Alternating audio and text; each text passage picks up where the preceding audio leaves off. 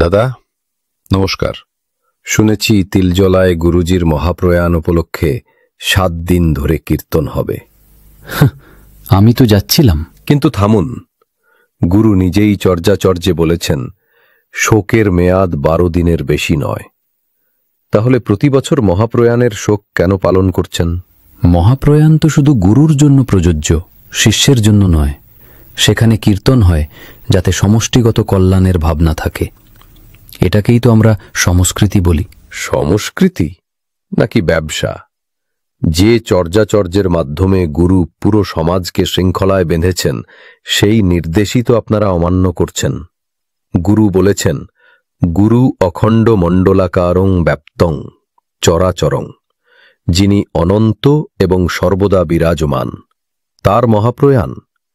এ তো সূর্যের সামনে অন্ধকার দেখানোর মতো। একদিকে মঞ্চে গাওয়া হচ্ছে গুরুর ব্রহ্মা, গুরুর বিষ্ণু, গুরুর দেব মহেশ্বর, আর অন্যদিকে সেই গুরুর জন্য মৃত্যু দিবসের আচার করছেন ব্রহ্মা, আর অন্যদিকে সেই গুরুর জন্য মৃত্যু দিবসের আচার করছেন ব্রহ্মা, বিষ্ণু, মহেশেরও কি মহাপ্রয়াণ পালন করবেন?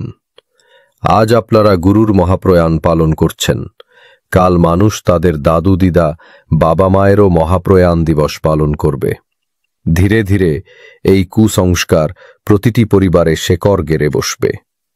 তাহলে কি আমরা সমাজকে আবার সেই আবেগ জড়তার অন্ধকারে ঠেলে দেব, যেটা ভাঙতে সদ্গুরু এসেছিলেন? মহাপ্রয়াণ গুরুদ্রোহ, ধর্ম নয় অন্ধবিশ্বাস।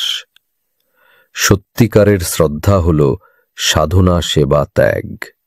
গুরুর মহাপ্রয়াণ হতে পারে না, কারণ গুরু সর্বদা আমাদের সঙ্গে আছেন তারক ব্রহ্মের রূপে।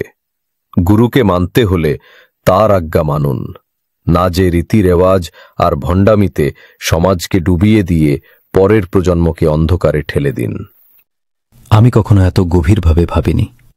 অন্ধভক্তিতে পড়ে গিয়ে আমি গুরুর শাস্ত্রের অবমাননা করতে যাচ্ছিলাম। আমাকে ক্ষমা করে দিন।